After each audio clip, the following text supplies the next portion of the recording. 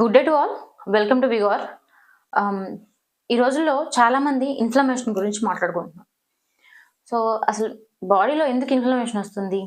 అసలు ఏంటి ఇన్ఫ్లమేషన్? మన బాడీలో ఇన్ఫ్లమేషన్ వల్ల మనం చాలా ప్రాబ్లమ్స్ ఫేస్ చేస్తూ ఉంటాం. సో ఈ రోజుల్లో చాలామందికి అది అవగాహన ఉంది.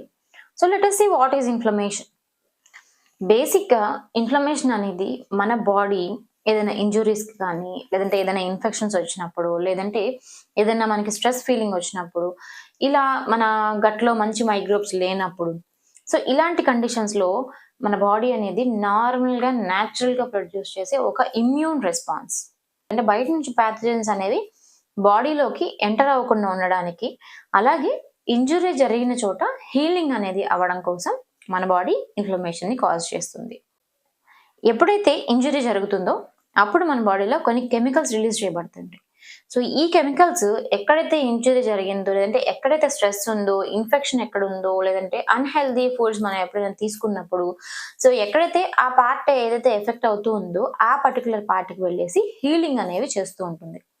సో దట్ ఈస్ వాట్ ఈ కెమికల్స్ చేసే పని. సో దెన్ మరి దీనిలో తప్పేముంది? దీనివల్ల మనకి ఎందుకు బాడీలో ఇంత ప్రాబ్లమ్స్ వస్తున్నాయి, ఈరోజు అందరం మాట్లాడుకుంటున్నాము అని అంటే, ఇన్ఫ్లమేషన్ని మనం 2 టైప్స్గా డివైడ్ చేస్తాము. That is acute inflammation and then chronic inflammation.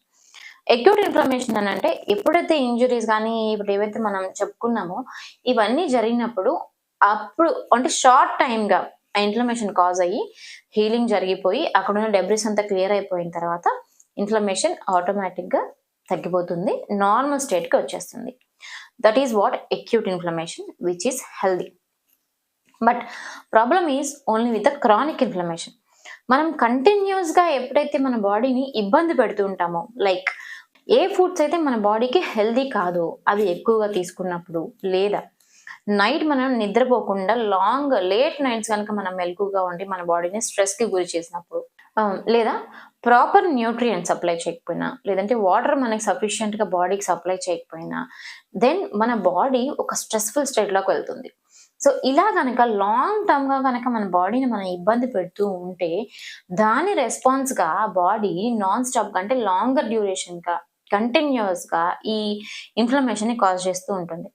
ఎప్పుడైతే ఇన్ఫ్లమేషన్ ఎక్కువగా అవుతుందో దెన్ మన బాడీ యొక్క ఫంక్షన్స్ అనేవి కూడా ఇంబ్యాలెన్స్ అయిపోతూ ఉంటాయి. సో జరగాల్సినటువంటి ప్రపోర్షన్స్లో జరగకుండా దే గెట్ ఆల్టర్డ్. సో కాబట్టి లాంగర్ ఇన్ఫ్లమేషన్ అనేది మంచిది కాదు. Acute inflammation is good. So కాబట్టి మనం ఏం చేయాలి? ఇన్ఫ్లమేషన్ తగ్గించుకోవాలి అని అంటే ఎక్కువగా మనం అన్హెల్దీ ఫుడ్స్ తీసుకోకుండా మన గట్ని హెల్దీగా మెయింటైన్ చేసుకుంటూ, మన స్లీప్ హ్యాబిట్స్ని అలాగే డైట్ హ్యాబిట్స్ని కూడా నార్మల్గా మంచిగా హెల్దీగా మెయింటైన్ చేసుకుంటూ, ముఖ్యంగా స్లీప్ని కరెక్ట్గా మెయింటైన్ చేసుకుంటూ ఉంటే మనం ఈ ఇన్ఫ్లమేషన్ బారిన పడకుండా జాగ్రత్త పడవచ్చు.